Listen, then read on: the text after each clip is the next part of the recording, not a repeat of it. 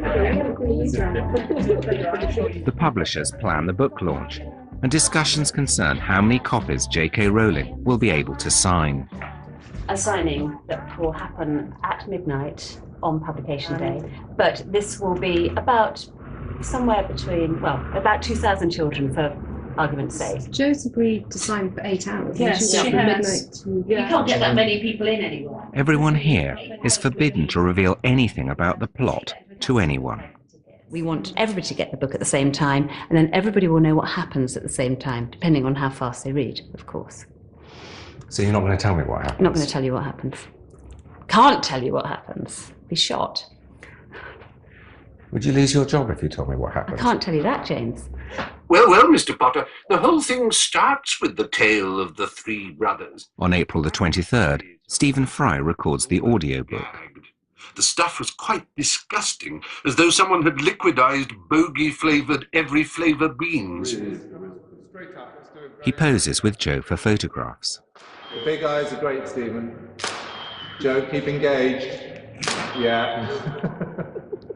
Sorry. It's all right. Yeah. The Chinese have a saying, be careful what you wish for.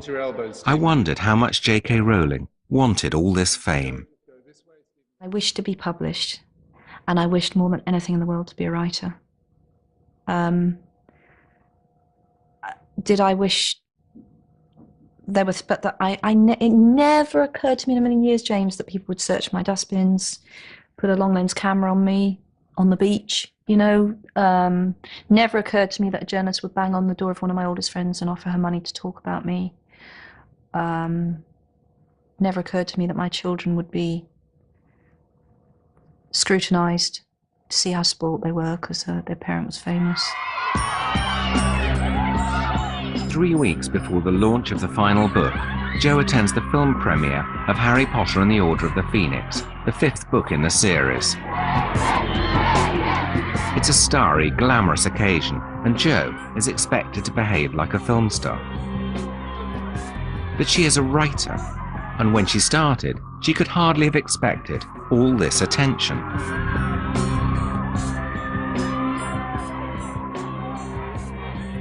What about the razzmatazz and all that stuff? Well, some of it's fun, and some of it's frankly horrible.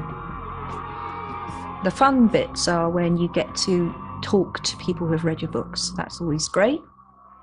What I find difficult is the kind of stagey midnight moment business. Because I'm not very good at it. I don't think that makes me a better person because I'm not good at it, I hasten to add, but I'm not good at it. I'm not a natural ta-da kind of person. I get all uptight about having to do that sort of stuff, and I feel like a prat. People definitely expect you to be visibly enjoying yourself. And I think Quentin Crisp said that was the secret to being good on television. Just look happy to be there. And I haven't always looked happy to be there. In fact, sometimes I've looked bloody miserable to be there. And I know that that's not televisually good, but you know, I've got better. I'm having quite a good time here. In a factory in Suffolk, under conditions of extreme secrecy, the book is being printed.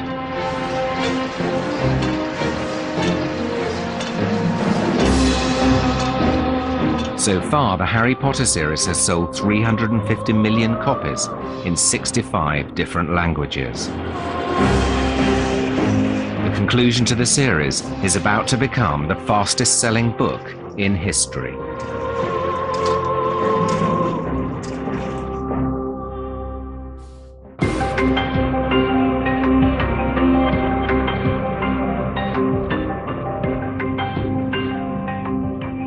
Harry Potter is a global phenomenon, and J.K. Rowling is now in demand all over the world.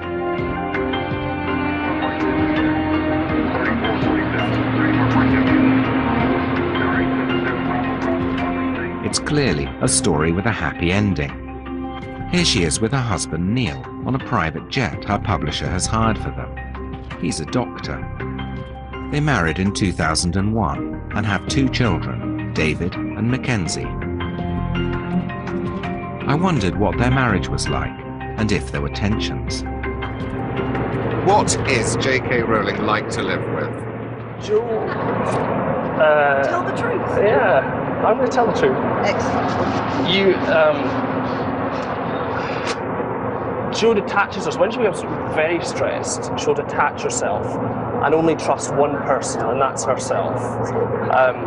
So everyone else gets blocked out, and she becomes more and more stressed, and less able to accept any help. So that's presumably quite stressful for you. Well, it is stressful. Basically, the barriers go up, and it's not just me, but it's everyone else around her. Only one person is trusted, and she's got to do everything herself, despite the fact that it's not possible to do everything herself. But Joe's single-mindedness has led to the most anticipated book launch in history.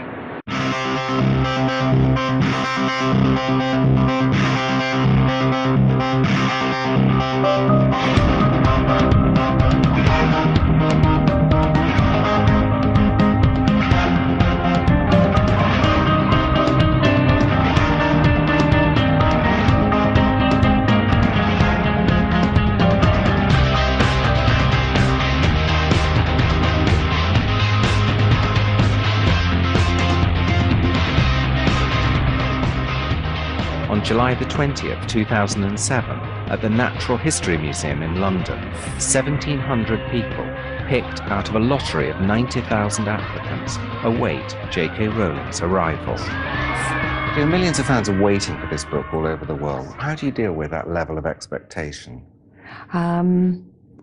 It swings between, on this book, thinking, it's the best I can do, it's how I always planned it to end, so that's going to have to be good enough. And occasionally you think, how can I ever live up to this? 2 hours to go. Joe's in her car on the way to the launch. I can't believe I'm here. I'm even more excited than I thought I would be. Do you know, people queuing in Piccadilly 2 days ago from Belgium. I also really, really want a cigarette right now. And when I said that to Neil, he said, have you got one? And I should have done, but then I would have been hooked. Tomorrow I'd have gone out and bought 20. I can't smoke. With me, it's 40 a day or it's nothing. The book is embargoed until 1 second past midnight. At that point, J.K. Rowling will open Harry Potter and the Deathly Hallows and begin to read.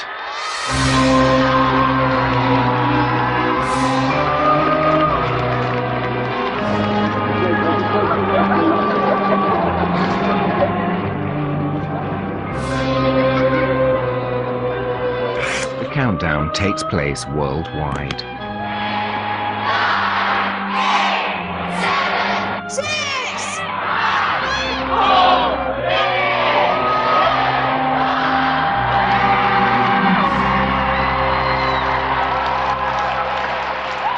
Chapter 1. The Dark Lord Ascending. The two men appeared out of nowhere, a few yards apart in the narrow, moonlit lane. For a second they stood quite still, wands directed at each other's chests. Then, recognizing each other, they stowed their wands beneath their cloaks and started walking briskly in the same direction. As Joe reads, fans all over the world collect their copies at last. Incredible! Best day of our lives! It feels amazing having this in our hands finally after waiting for 10 years and 16 hours today. Oh my god, I can't even believe that I can go back to the hotel room and read this. Like, I can read this! I can read Harry Potter! Does it really matter now if I get a bit drunk and disorderly? I'll finish the book.